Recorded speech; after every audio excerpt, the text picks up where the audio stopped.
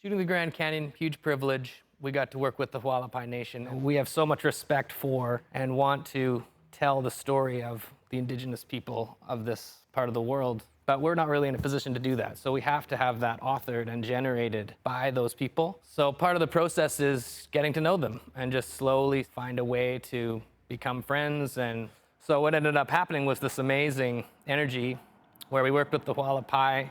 They introduced us to a dance that they traditionally do in the Grand Canyon called the bird dance. And it's sort of this beautiful dance in traditional clothing. Is elders and young get together while a male voice is singing. It fills the canyon with this beautiful echoing of this peaceful indigenous experience.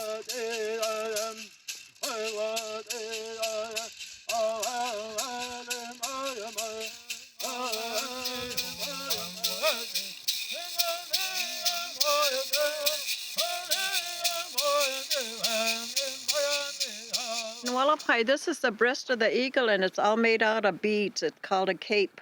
And this is the wings of the eagle, the bird, the scarves that we have on. Just to be present for that was such an honor and privilege, and so humbling to just be welcomed into that experience with them.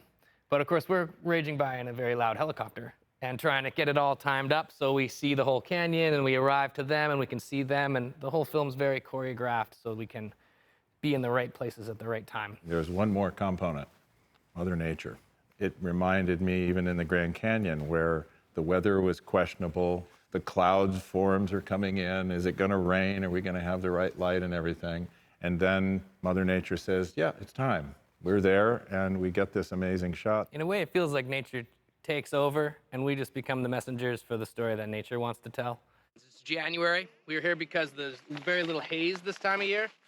And I think it looks beautiful, but unfortunately we were hitting rain with the lens and couldn't get her done quite the way we wanted. It feels like whenever something closes, something else presents itself, and you're like, this is meant to be. This is the way the story was supposed to go. A lot of film crews are so big you can't make spontaneous decisions, whereas we'll stumble into a situation that you can just react spontaneously with our small crew. So we fly in for 3 minutes, and then we get here to the cliff, and at that moment, you guys need to start moving. Before that, if we see you guys moving around and we speed that footage up, you become these little ants that like look all weird and crazy. They're used to film groups showing up at the Grand Canyon and saying, hey, can we shoot here? And then they shoot there, and there's no indigenous inclusion. Well, ours was different, and I think they got really excited about that we wanted to work with them and include them and tell their story and let them decide how their story was told so they could be truly proud of it and to be able to share their story on this an amazing platform in a way that really made them happy. And you could sense that pride. We're finally done. Yay. How did it go? Pumpkin, I had a lot of fun. I'd do it again. Yeah. Anytime. Yeah. It was a really, really special experience to shoot the Grand Canyon with them. And I think in that case, you get the combination of magnificent landscape, the Grand Canyon. There's nothing like it.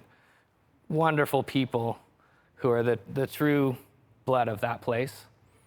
And then something about the history that is an important piece of the puzzle when it comes to telling the truth of what the Wild West is.